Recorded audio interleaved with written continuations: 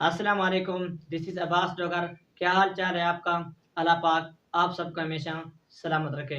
दोस्तों, आज आपको नादरा की 6 अहम सहूलियात बताने जा रहा हूँ, जिससे आप उन सहूलियात से घर बैठे फ़ायदा उठा सकते हैं।